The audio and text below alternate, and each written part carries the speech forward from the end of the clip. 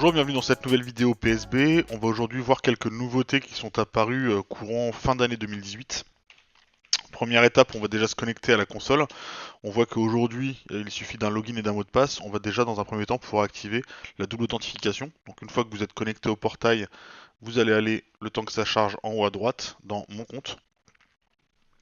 Et on va retrouver ici, configurer la vérification à 2 facteurs. Une fois que c'est fait, au niveau de votre téléphone, il faudra évidemment une application qui vous permettra, type Google Authenticator, d'avoir un token qui sera généré de manière périodique. Donc dans un premier temps, moi je vais l'activer. On va me demander d'aller scanner au niveau de mon téléphone, ce que je fais, le QR code dont il est question. La clé secrète est enregistrée et après il me suffira de renseigner tout simplement le code qui apparaît à l'instant T sur mon téléphone. Une fois que c'est fait, je peux sauvegarder, je peux retourner au niveau de ma console, me déconnecter et vérifier si la double authentification est bien fonctionnelle.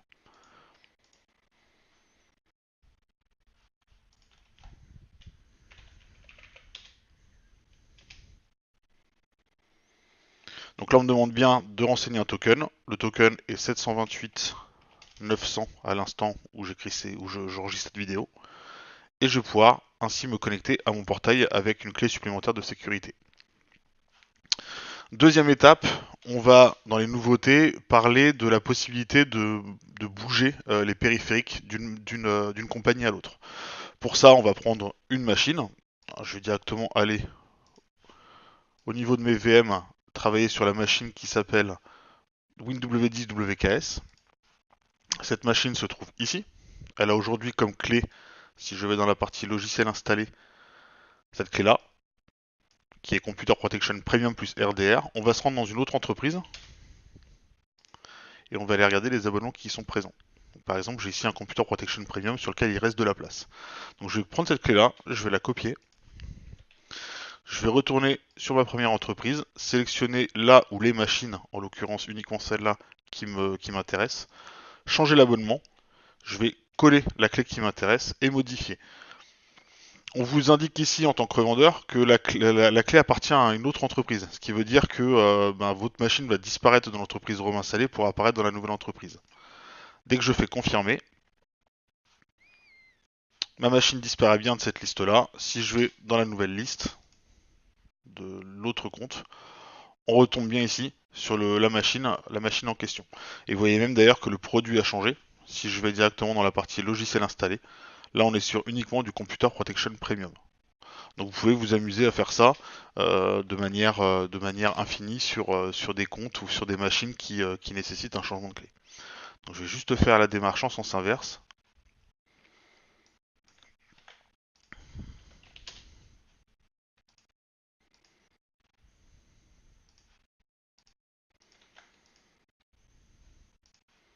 Pour remettre la machine à son endroit initial.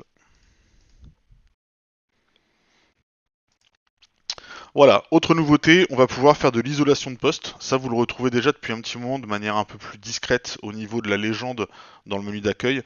L'isolation se passe au niveau du menu contextuel des machines. C'est-à-dire que si je sélectionne la même machine que tout à l'heure ici, je vais avoir un bouton isolement réseau avec la possibilité d'isoler du réseau, de libérer l'isolement réseau. C'est une fonctionnalité qui a pour but de couper tout ce qui est accès firewall au niveau de la machine, et ça va juste laisser la possibilité en fait au portail de rétablir l'accès.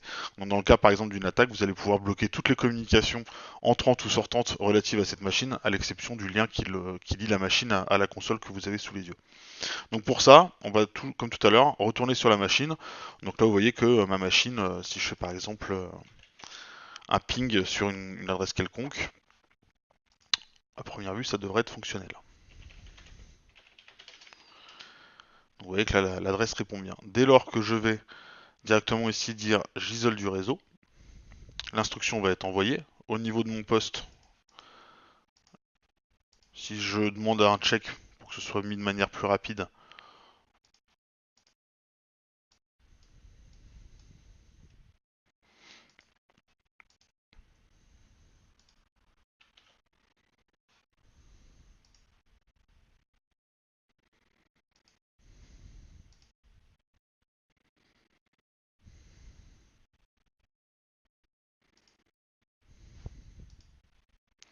voyez ici que la machine, alors avec un petit peu de délai dû au fait qu'on soit sur une machine virtuelle, mais on m'indique ici que ma machine est bien coupée du réseau.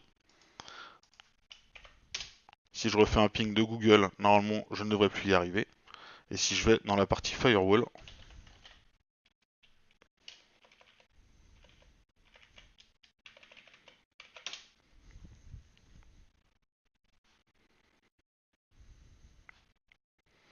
on va voir au niveau des règles, qu'elles soient entrantes ou sortantes.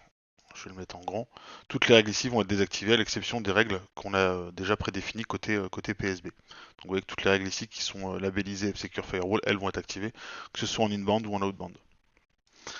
Donc là, votre machine est bien en isolement réseau et on va pouvoir de la même manière aller rétablir. Alors si je fais un petit refresh au niveau de l'onglet, ma machine apparaît en noir, donc en isolé. Et je vais pouvoir faire la même manipulation ici pour libérer de l'isolement réseau la machine en question. Donc toujours avec cette instance là, mais vous allez bien récupérer les accès réseau en question. Donc c'est bien, on a laissé cette partie firewall ouverte, on pourra vérifier ça une fois que la commande sera bien arrivée côté ordinateur.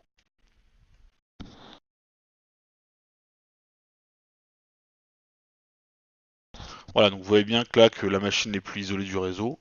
Et si je retourne, si je fais le ping fonctionne de nouveau.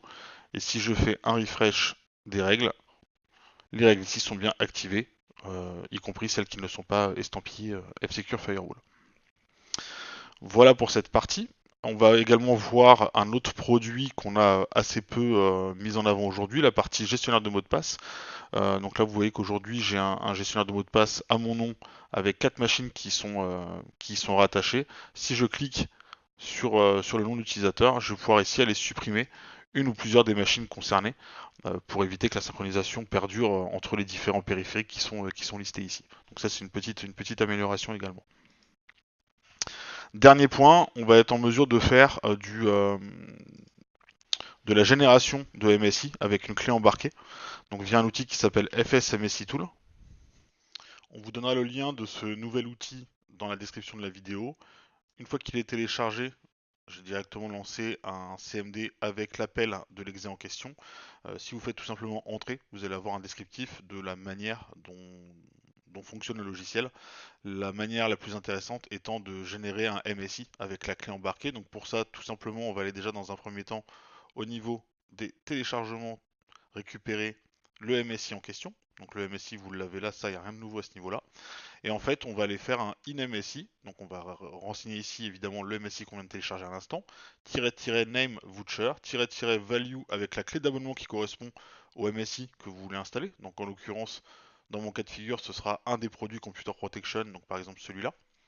Et vous allez vous retrouver directement avec en sortie un out MSI, un nouveau MSI qui lui embarquera directement la clé produit, ce qui vous permettra directement de faire un déploiement par exemple en GPO. Voilà pour les nouveautés de cette fin d'année 2018. Je vous dis à très vite pour une nouvelle vidéo.